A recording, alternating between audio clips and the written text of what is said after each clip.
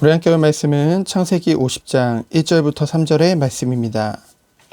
창세기 50장 1절부터 3절의 말씀. 우리 합독하도록 하겠습니다. 요셉이 그의 아버지 얼굴에 굽으려 울며 입맞추고 그 수종드는 의원에게 명하여 아버지의 몸을 향으로 처리하게 하매 의원이 이스라엘에게 그대로 하되 40일이 걸렸으니 향으로 처리하는 데는 이 날수가 걸림이며 애굽 사람들은 70일 동안 그를 위하여 곡하였더라. 아멘. 창세기 마지막 장입니다.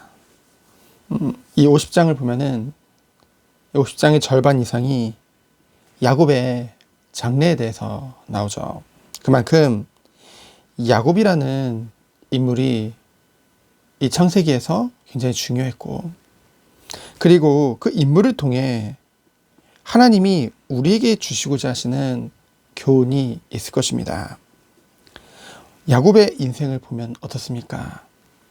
하나님께서 야곱을 택하셨죠. 어디서부터요? 태중에서부터. 큰 자가 작은 자를 섬길 것을 말씀하셨습니다. 하나님이 의롭다 택하신 거죠. 그러나 야곱의 인생을 보면 어떻습니까? 바로 의로운 삶을 살았습니까? 아니죠. 죄성을 가지고 자기 중심적인 그런 신앙생활을 하는 야곱입니다. 자기의 계획을 의지했죠. 하나님이 아닌 자기 방법을 의지했습니다. 그리고 자기 힘을 의지했죠. 그 증거가 무엇입니까? 첫 번째로 정말로 그 장자권을 하나님의 시간표 가운데, 하나님의 섭리하신 가운데 당연히 본인에게 돌아올 것인데 그 형이 배고픈 그 순간을 노려서 그 장자권을 빼앗게 되어지죠. 그 과정 중에 아버지마저도 속이게 되어집니다. 하나님은 누구보다 그 하나님의 택하신 백성이 바른 길, 옳은 길로 가기를 원하시겠죠. 그렇기 때문에 하나님께서 이러한 야곱에게 준비하신 것이 무엇입니까? 바로 교육이죠. 어떤 교육입니까? 바로 연단이라는 교육입니다. 그 연단의 시간표를 통해서 하나님은 그 야곱이 하나님이 자녀가 누릴 마땅한 그 은혜 속에 들어가길 원하셨죠.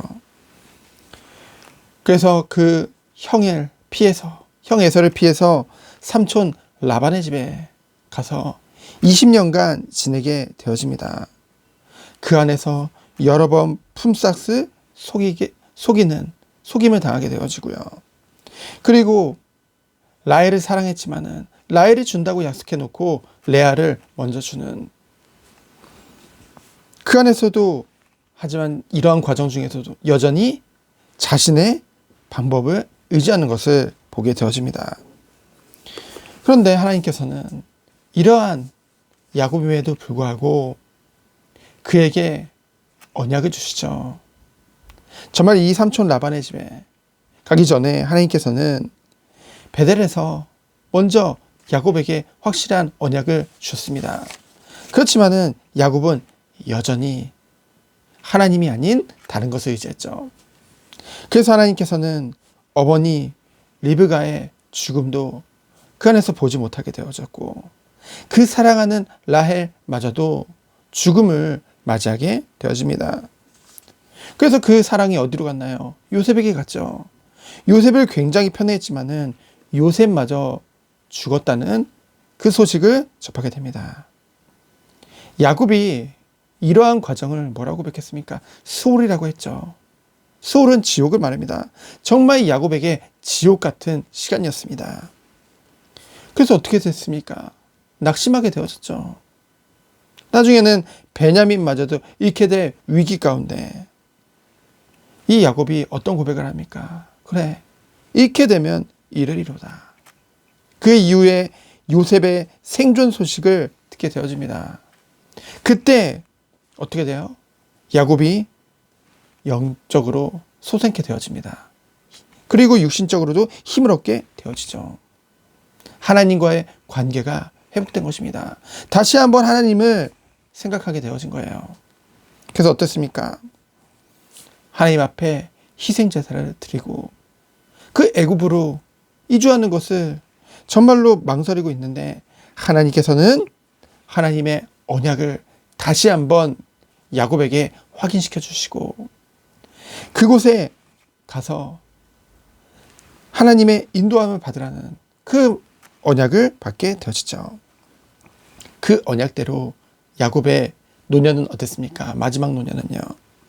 애굽에서 17년간 그 요셉의 보살핌을 받으며 향수하게 되어집니다. 그리고 마지막에 죽기 전에 그 요셉의 두 아들을 불러서 축복하고 그리고 12아들들에게 하나님의 언약을 전달하게 되어지죠. 철저히 하나님으로부터 받아서 그들에게 전달하게 되어집니다. 그렇다고 야곱의 생각, 판단 그런 것이 아예 배제된 것은 아닙니다. 그 증거가 무엇입니까? 그 침상을 더럽힌 루벤을 향한 그런 불편함이 그 축복 기도 가운데 나오게 되어지죠. 또 시몬과 레위에 대한 그 폭력의 그 못마땅함 또한 그 축복의 기도 안에 녹여 들어가게 되어집니다.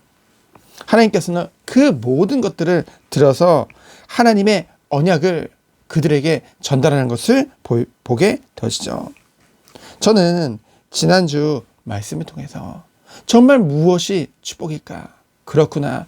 축복이라 하면 위에서부터 아래로 하나님으로부터 전달되어지는 것인데 야곱의 전 일생을 주관하시고 하나님께서 주관하시고 근데 우리가 그 과정을 봤을 때 그 야곱이 완전해서가 아니라 하나님이 그를 완전하도록 이끄셨고 그리고 완전하신 하나님이 그와 함께 하셨고 그를 축복하신 것을 보게 되어지죠. 그러한 야곱을 쓰셔서 마지막에도 그들에게 그 12아들에게 축복하시는 것을 보면서 제가 주의 종으로서 정말 이 말씀을 증거함에 있어서 하나님이 나의 모든 삶을 주관하셨고 섭리하셨고 지금까지 인도하셨고 정말 내가 완전해서 말씀을 심부름하는 것이 아니라 정말 하나님께서 필요한 부분들을 하나님이 원하시는 것을 나를 통해서 증거하시겠구나. 그것에 정말로 심부름하는 거구나. 그것을 다시 한번 붙잡게 되어졌습니다.